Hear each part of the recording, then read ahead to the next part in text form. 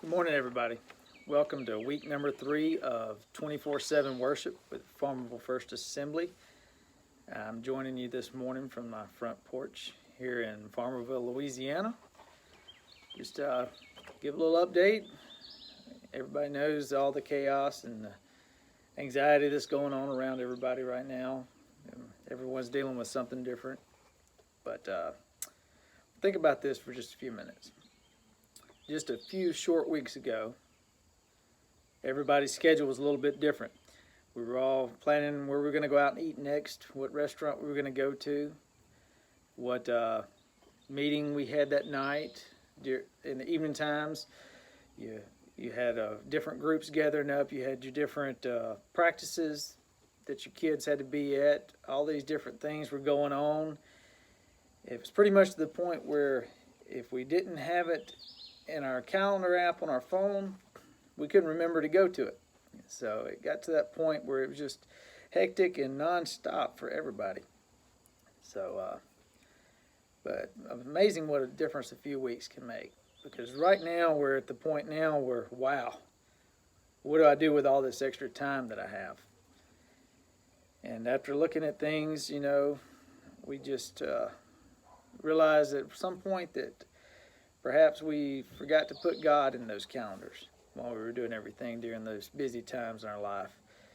And it's almost like it's a wake-up call for myself personally that I caught myself doing the same thing.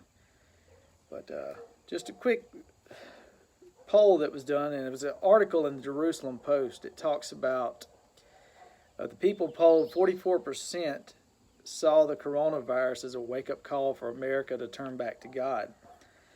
And that 1 in 5 non-Christians said that the crisis has caused them to start reading their Bible and listening to online sermons.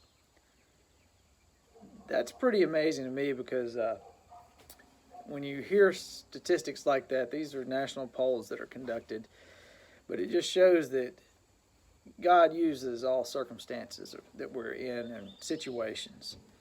And we can see how he's moving through all of this. And I really believe at the end of the day, we're going to see a great revival across the land.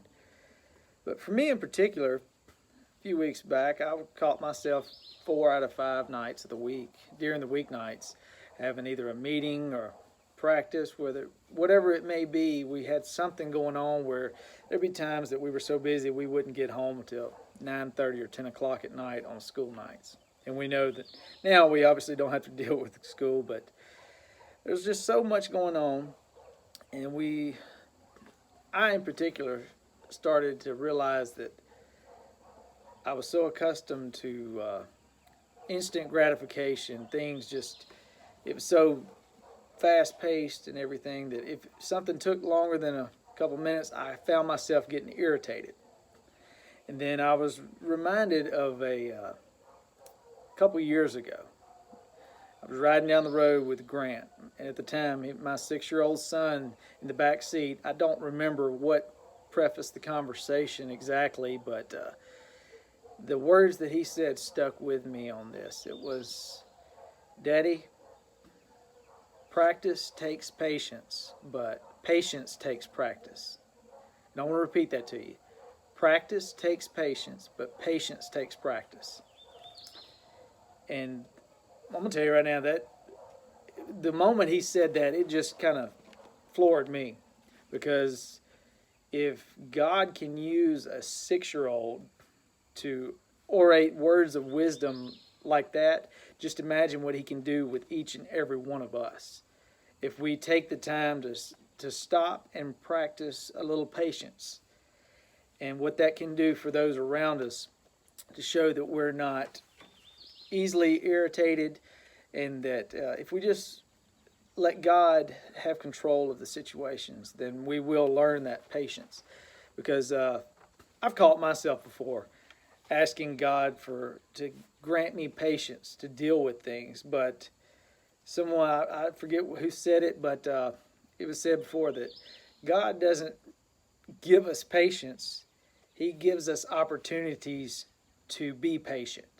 And that's something that we need to start practicing, and I need to myself more than anything. But just want to leave you for the frame of mind of worship, where everything ties in, I want to read a quote that's out of a song. It's the song "Do It Again" by Elevation Worship. Just let these words encourage you a little bit this week. And it goes, "Walking around these walls, I thought by now they'd fall. But you've never failed me yet.